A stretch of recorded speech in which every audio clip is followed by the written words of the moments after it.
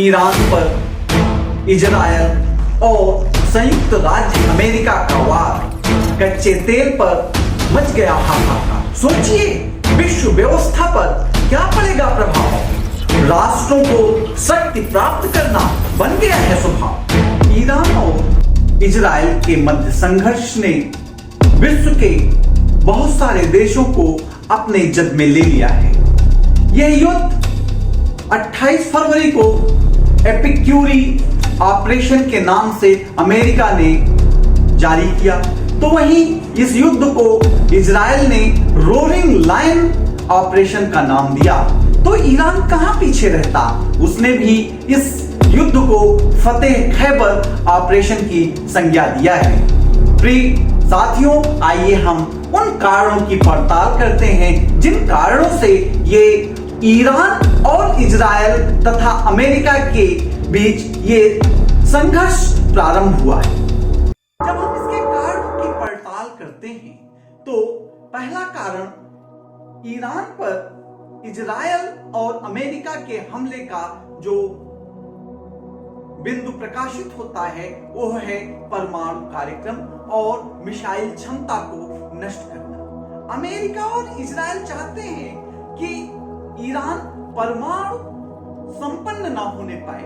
इसके लिए ओमान में एक वार्ता भी चली जो कि विफल हो चुकी है, और इसलिए इजराइल और संयुक्त राज्य अमेरिका ईरान के परमाणु कार्यक्रम, यूरेनियम संवर्धन कार्यक्रम तथा लंबी दूरी के मिसाइल निर्माण कार्यक्रम को नष्ट करना चाहते हैं। इस उद्देश्य से यह युद्ध शुरू किया गया है। जो कारण है क्षेत्रीय वर्चस्व और सत्ता में परिवर्तन। ये अमेरिका का मानना है कि इस्लामिक शासन की वजह से डेमोक्रेटिक सिस्टम ईरान में ठीक से नहीं चल रहा है, और अमेरिका वहां डेमोक्रेटिक सिस्टम को अर्थात लोकतांत्रिक बयार को स्थापित करना चाहता है। इन कारणों से अमेरिका और इजराइल मिलकर के ईरान के ऊपर यह ऑपरेशन स्टार्ट किया। ऑपरेशन एपिक्यूरी या रोरिंग लायन या फतेह खैबर का परिणाम क्या निकल रहा है। अभी युद्ध लंबे समय तक चलने वाला है। ईरान हार मानने वाला नहीं है। ईरान ने तय कर लिया है कि जहां जहां मिडिल ईस्ट में अमेरिका के बेस हैं वहां पर हमला करेंगे। इसका परिणाम क्या हुआ कि दोनों तरफ से हमले हो रहे हैं, जनहानियां हो रही हैं। मिनाब के स्कूल पर मिसाइल गिरी, बच्चे प्राथमिक विद्यालय के मारे गए। दोनों तरफ की सेनाएं, जन और धन की हानि हो रही है। शीर्ष नेतृत्व मारा गया, अयतुल्ला खामनेई की मृत्यु हो गई। आर्थिक प्रभाव पड़ रहा है। जो हार्मुज जलडमरू मध्य है वहां से विश्व का लगभग 5वां हिस्सा तेल का आवागमन होता है, उस पर अवरोध पैदा हो गया है। आज तो ईरान ने कहा है कि केवल चीन का ही तेल टैंकर इससे गुजरेगा और किसी का नहीं गुजरने पाएगा।